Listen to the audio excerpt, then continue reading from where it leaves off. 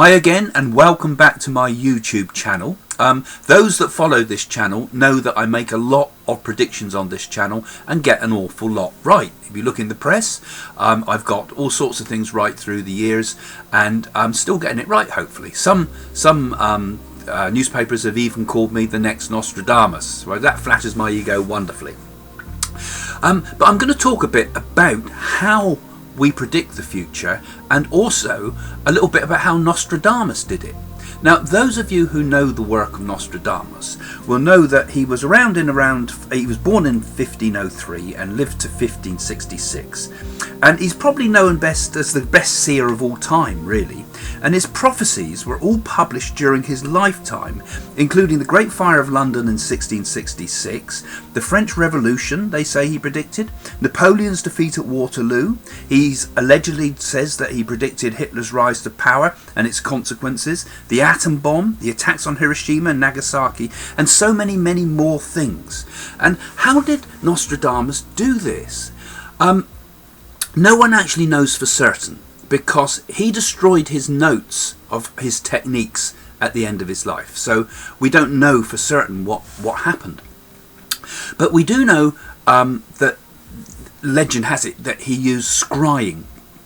Now, scrying is a technique where you look into clear water. There's different ways of doing it. In Nostradamus's case, what we believe he did, he had a brass bowl on a brass stand and would put clear water into it and would choose very particular times to do his scrying, we believe, because he would use astrology very much. So things would be done when the stars were just right. That's what we think anyway. One of the other methods of Nostradamus used to use was to dip a divining rod into a brass bowl of water and then stare simultaneously at the flame of a candle. This in Indian techniques is called trakata. It's a very powerful technique, they say, to develop psychic powers.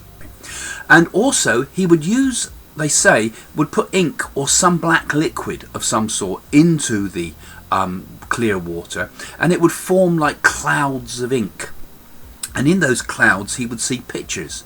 So it was for him what the psychologist Carl Jung would have called a form of active imagination. He was seeing in the shapes projections of his own thoughts, just as we use, for example, the Rorschach ink blots to diagnose somebody's unconscious thoughts. So he was using this, and also using a series of herbs at the same time. So whether he was breathing in these herbs, I don't know, to get himself into a high state, or using herbs in the scrying process somehow, we're not sure. But we do know he was very much a herbalist, he was very much an astrologer, and he was also a clairvoyant seer. Literally clairvoyant seeing. It means clear seeing, clairvoyant. So and sometimes for individual sitters he used to look into a looking glass in order to give his readings. So this was another way of doing it. Now I have no idea how it works with the looking glass, but I'd imagine again the looking glasses in that time were probably not as clear and transparent as the glass we have today. So it might have again given some form of random shape that he may have been able to project his mind onto to see things in that mirror too. So fascinating man. But how can we predict our futures? How do I do it? Well, I'm a great believer in using the depths of meditation in order to get to an understanding of what's coming from the unconscious mind, because that's basically what Nostradamus was doing. He was looking within but seeing it projected without.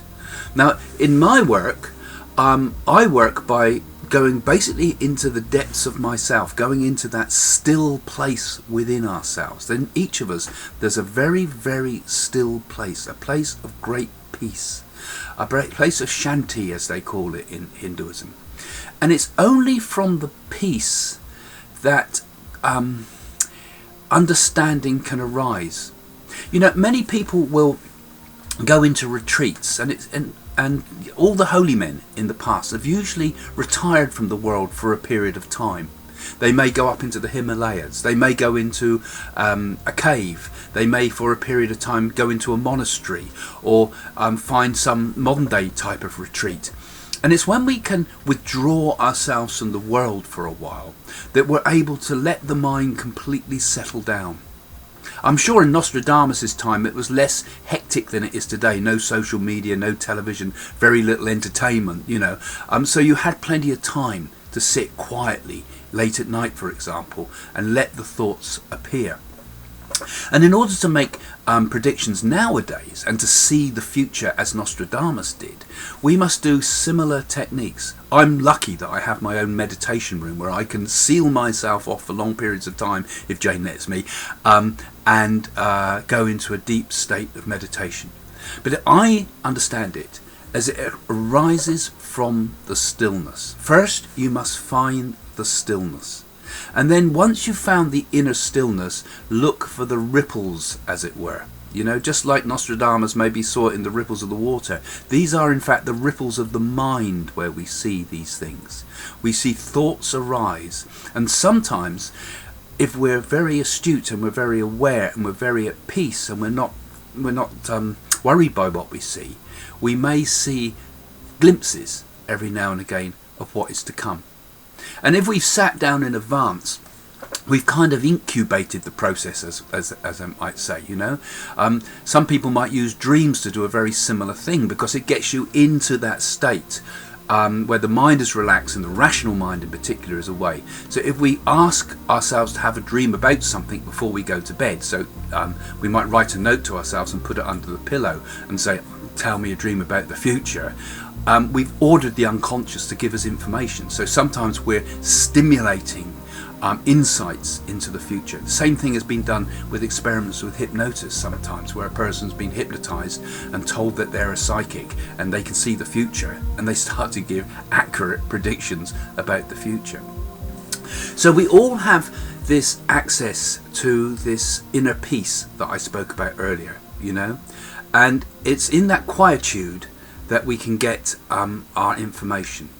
Like in my own personal work, when I do these readings for people, I do readings for people by telephone, which I prefer to use that for my medium work, proof of life after death. But if people want predictions about the future, I'll often use I do an audio recording, because I can go into my retreat, as it were. I can go into a deep state of awareness. I can look at their questions and they arise from my unconscious mind. So actually, for make predictions about a person, I often find it's better when the person's not actually with me.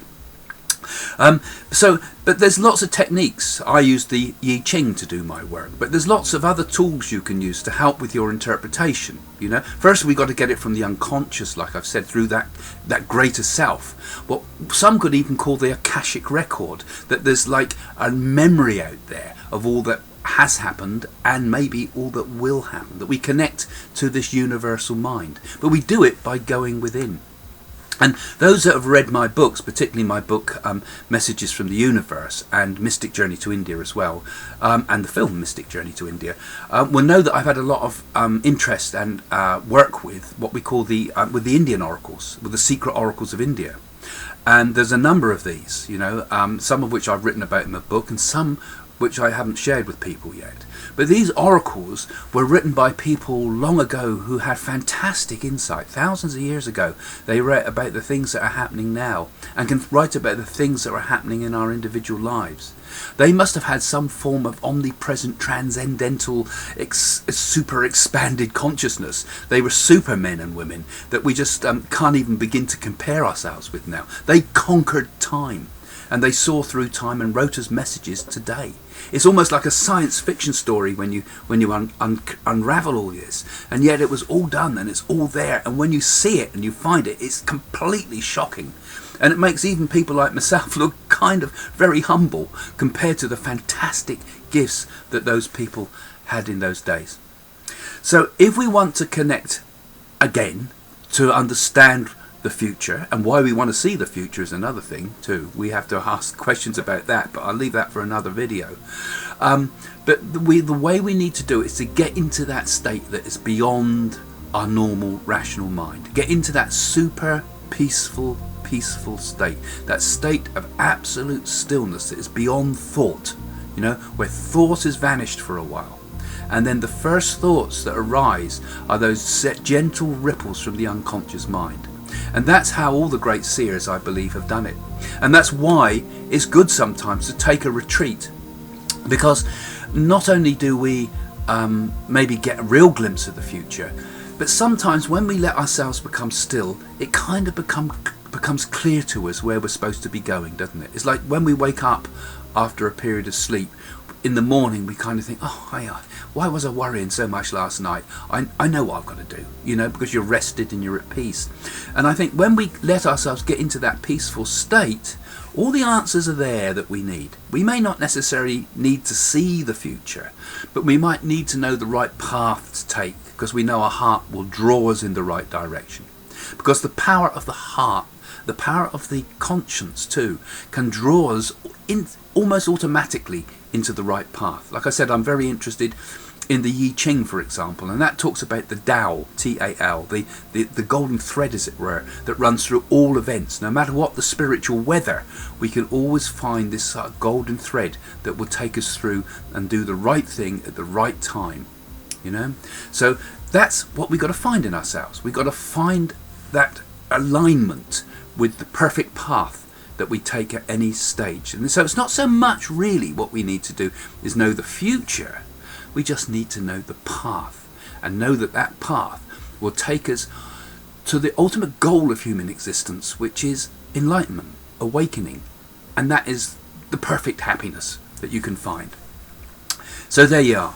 There's some of my thoughts about how we can predict the future. Thank you. Is the future set, or can we change it? In my new book, I take a mystical journey to India to do magical remedies that will change my personal destiny. I open a 5,000-year-old secret oracle that tells about what will happen in the future. I meet strange siddha yogis with miraculous powers who show me how to eradicate the karma that drives events. What I discover changes everything. We can all change our destiny, and maybe together we can change the future of the world as well. Start making that change. My new book, Mystic Journey to India, that has now been made into a major international documentary series, is now available on Amazon.